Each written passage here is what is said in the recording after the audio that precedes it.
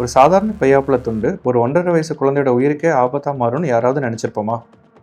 நள்ளிரவு 2 மணி, மூச்சுவிடவே முடியாமல் கஷ்டப்பட்டுட்டு இருந்த ஒரு குழந்தைய எங்கள் எமர்ஜென்சிக்கு தூக்கிட்டு வந்தாங்க. அப்புறம் என்னாச்சு? இந்த கிரிட்டிக்கலான கேஸை நாங்கள் எப்படி ஹேண்டில் பண்ணோம்னு பார்க்கலாம்.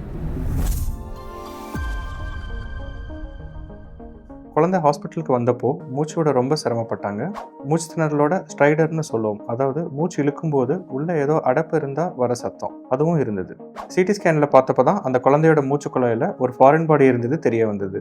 அந்த கொய்யாப்பழ துண்டு மூச்சுக்குழாய் மற்றும் வலது பக்க நுரையீரல் வாசல் இது ரெண்டையும் பிளாக் பண்ணியிருந்துச்சு. பெரியவங்கள மாதிரி இல்லாமல் குழந்தைங்களோட மூச்சுக்குழாய் சில மில்லிமீட்டர் தான் இருக்கும். ஸோ ஒரு சின்ன தப்பு நடந்தாலும் அது பெரிய ஆபத்தில் முடிய வாய்ப்பு இருக்குது. குழந்தைக்கு ஃபுல் அனஸ்தீஷியா கொடுத்து தான் இந்த ப்ரொசீஜரை ஸ்டார்ட் பண்ணினோம். ஆனால் அது ரொம்ப சேலஞ்சிங்காக தான் இருந்தது எங்களுக்கு.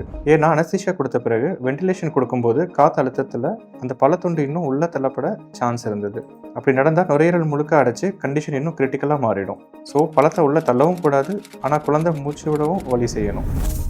இங்கே தான் நம்ம ஹாஸ்பிட்டலோட anaesthesia team doctor Satish and doctor Maharajan ரொம்ப கேர்ஃபுல்லாக சிச்சுவேஷனை ஹேண்டில் பண்ணாங்க. ஃபுல் அனஸ்தீஷியா கொடுத்துருந்தாலும் வென்டிலேஷனை ரொம்ப கண்ட்ரோல்டாக லிமிட்டட் ப்ரெஷரில் மெயின்டைன் பண்ணி அந்த பழத்துண்டை இன்னும் உள்ளே தள்ளாமல் பார்த்துக்கிட்டாங்க.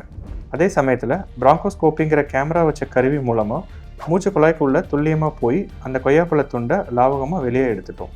இந்த பழத்துண்டை வெளியே எடுத்த அடுத்த நிமிஷமே ஆக்சிஜன் லெவல் நார்மலாகி குழந்தை சீராக மூச்சு விட ஆரம்பிச்சிடுச்சு.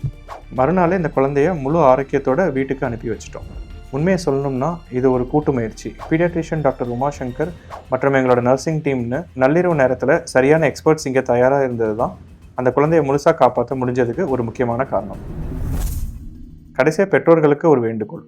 2 வயசுக்கு உட்பட்ட குழந்தைகளுக்கு கொய்யாப்பழம், வேர்க்கடலை மாதிரி கெட்டியான உணவுகளை கொடுக்கும்போது ரொம்ப கவனமாக இருங்க. அப்படி ஏதாவது தவறுதலாக தொண்டையில் மாட்டி குழந்தை மூச்சு விட திணறுனா வீட்டில் வைத்தியம் பார்த்து நேரத்தை கடத்தாதீங்க. உடனடியாக 24 மணி நேரம் ஹாஸ்பிட்டலுக்கு கூட்டிகிட்டு போங்க. ஏன்னா நம்ம லேட் பண்ணுற ஒவ்வொரு நிமிஷமும் குழந்தையோட உயிருக்கு ஆபத்தாயிடலாம்.